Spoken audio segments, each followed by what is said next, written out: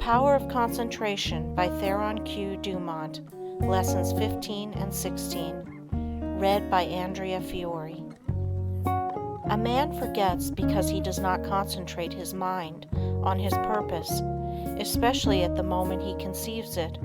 We remember only that which makes a deep impression. Hence, we must first deepen our impressions by associating in our minds certain ideas that are related to them. We will say a wife gives her husband a letter to mail. He does not think about it, but automatically puts it in his pocket and forgets all about it. When the letter was given to him, had he said to himself, "I will mail this letter. The box is at the next corner, and when I pass it, I must drop this letter," it would have enabled him to recall the letter the instant he reached the mailbox. The same rule holds good in regard to more important things. For example, if you are instructed to drop in and see Mr. Smith while out to luncheon today, you will not forget it. If at the same moment the instruction is given, you say to yourself something similar to the following: "When I get to the corner of blank street, on my way to luncheon, I shall turn to the right and call on Mr. Smith."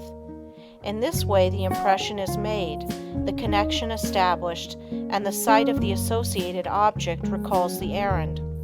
The important thing to do is to deepen the impression at the very moment it enters your mind. This is made possible not only by concentrating the mind upon the idea itself, but by surrounding it with all possible association of ideas, so that each one will reinforce the others.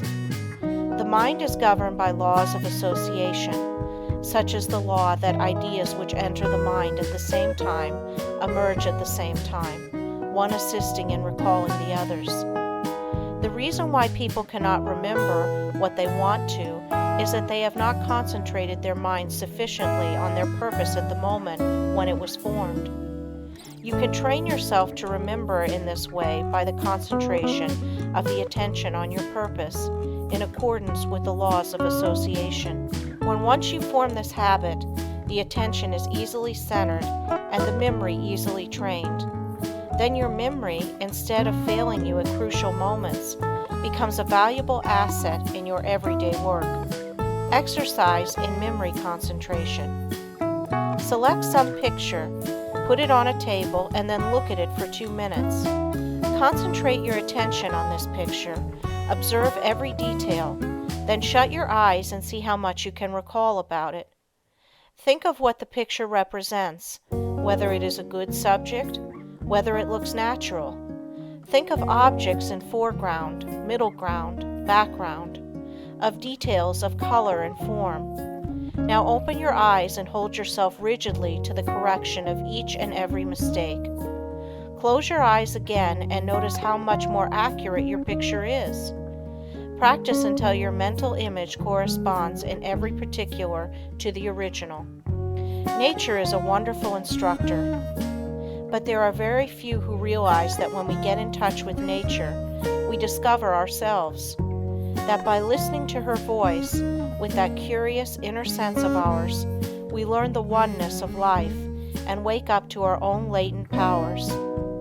Few realize that the simple act of listening and concentrating is our best interior power, for it brings us into close contact with the highest, just as our other senses bring us into touch with the coarser side of human nature. The closer we live to nature, the more developed is this sense. So-called civilization has overdeveloped our other senses at the expense of this one. Children unconsciously realize the value of concentration. For instance, when a child has a difficult problem to solve and gets to some knotty point which he finds himself mentally unable to do, though he tries his hardest, he will pause and keep quite still, leaning on his elbow, apparently listening.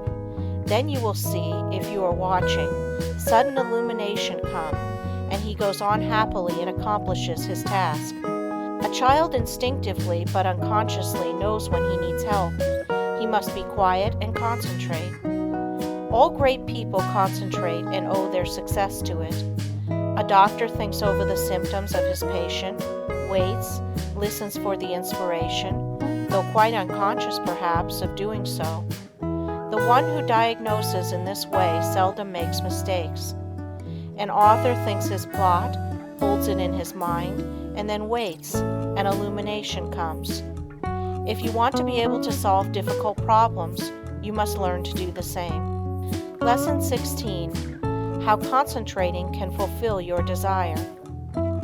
It is a spiritual law that the desire to do necessarily implies the ability to do. You have all read of Aladdin's lamp, which accomplished such wonderful things. This, of course, is only a fairy story, but it illustrates the fact that man has within him the power, if he is able to use it, to gratify his every wish. If you are unable to satisfy your deepest longings, it is time you learn how to use your God-given powers. You will soon be conscious that you have latent powers within capable, when once developed, of revealing to you priceless knowledge and unlimited possibilities of success. Man should have plenty of everything, and not merely substance to live on as so many have. All natural disease can be realized. It would be wrong for the infinite to create wants that could not be supplied. Man's very soul is in his power to think, and it therefore is the essence of all created things. Every instinct of man leads to thought, and in every thought there is great possibility, because true thought development, when allied to those mysterious powers that perhaps transcended, has been the cause of all the world's true progress. In the silence we become conscious of that something which transcends thought and which uses thought as a medium for expression. Many have glimpses of that something, but few ever reach the state where the mind is steady enough to fathom these depths. Silent, concentrated thought is more potent than spoken words, for speech distracts from the focusing power of the mind by drawing more and more attention to the without. Man must learn more and more to depend on himself, to seek more for the infinite within. It is from this source alone that he ever gains the power to solve his practical difficulties. No one should give up when there is always the resources of infinity. The cause of failure is that men search in the wrong direction for success, because they are not conscious of their real powers that when used are capable of guiding them. The infinite within is foreign to those persons who go through life without developing their spiritual powers. But the infinite helps only he who helps himself. There is no such thing as a special providence. Man will not receive help from the infinite except to the extent that he believes and hopes and prays for help from this great source. Concentrate on what you want and get it. The weakling is controlled by conditions. The strong man controls his conditions. You can be either the conqueror or the conquered. By the law of concentration, you can achieve your heart's desire. This law is so powerful that which at first seems impossible becomes attainable. By this law, what you at first see as a dream becomes a reality. Remember that the first step in concentration is to form a mental image of what you wish to accomplish. This image becomes a thought seed that attracts thoughts of a similar nature. Around this thought, when it is once planted in the imagination or creative region of the mind, you group or build associated thoughts which continue to grow as long as your desire is keen enough to compel close concentration. Form the habit of thinking of something you wish to accomplish for 5 minutes each day. Shut every other thought out of consciousness. Be confident that you will succeed. Make up your mind that all obstacles that are in your way will be overcome and you can rise above any environment. You do this by utilizing the natural laws of the thought world, which are all powerful. A great aid in the development of concentration is to write out your thoughts on that which lies nearest your heart, and to continue, little by little, to add to it until you have as nearly as possible exhausted the subject. You will find that each day, as you focus your forces on this thought at the center of the stream of consciousness, new plans, ideas, and methods will flash into your mind. There is a law of attraction that will help you accomplish your purpose. An advertiser, for instance, gets to thinking along a certain line. He has formed his own ideas, but he wants to know what others think. He starts out to seek ideas, and he soon finds plenty of books, plans, designs, etc. on the subject, although when he started, he was not aware of their existence. The same thing is true in all lines. We can attract those things that will help us. Very often we seem to receive help in a miraculous way. It may be slow in coming, but once the silent, unseen forces are put into operation, they will bring results so long as we do our part. They are ever present and ready to aid those who care to use them. By forming a strong mental image of your desire, you plant the thought seed, which begins working in your interest, and in time, that desire, if in harmony with your higher nature, will materialize. It may seem that it would be unnecessary to caution you to concentrate only upon achievement that will be good for you and work no harm to another. But there are many who forget others and their rights in their anxiety to achieve success. All good things are possible for you to have, but only as you bring out your forces into harmony with that law that requires that we met out justice to fellow travelers as we journey along life's road. So first think over the thing wanted, and if it would be good for you to have, say, I want to do this. I am going to work to secure it.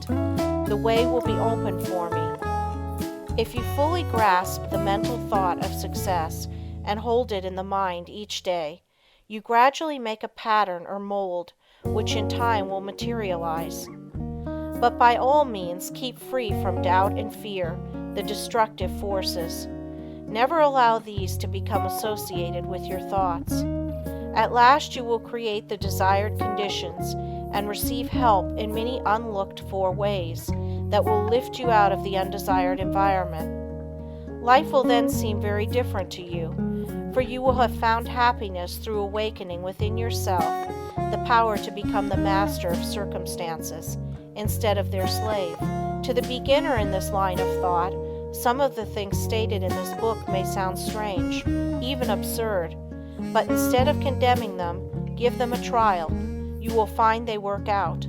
The inventor has to work out his idea mentally before he produces it materially. The architect first sees the mental picture of the house he is to plan, and from this works out the one we see. Every object, every enterprise, must first be mentally created. I know a man that started in business with 13 cents and not $1's worth of credit. In 10 years, he has built up a large and profitable business. He attributes his success to two things: belief that he would succeed and hard work. There were times when it did not look like he could weather the storm. He was being pressed by his creditors who considered him bankrupt. They would have taken 50 cents on the dollar for his notes and considered themselves lucky. But by keeping up a bold front, he got an extension of time when needed. When absolutely necessary for him to raise a certain sum at a certain time, he always did it. When he had heavy bills to meet, he would make up his mind that certain people that owed him would pay by a certain date, and they always did. Sometimes he would not receive their check until the last mail of the day of the extension, and I have known him to send out a check with the prospect of receiving a check from one of his customers the following day. He would have no reason other than his belief in the power of affecting the mind of another by concentration of thought for expecting that check, but rarely has he been disappointed. Just put forth the necessary concentrated effort, and you will be wonderfully helped from sources unknown to you. Remember the mystical words of Jesus, the Master: "Whatsoever thing ye desire when ye pray, pray as if ye had already received, and ye shall have." End Lesson 16.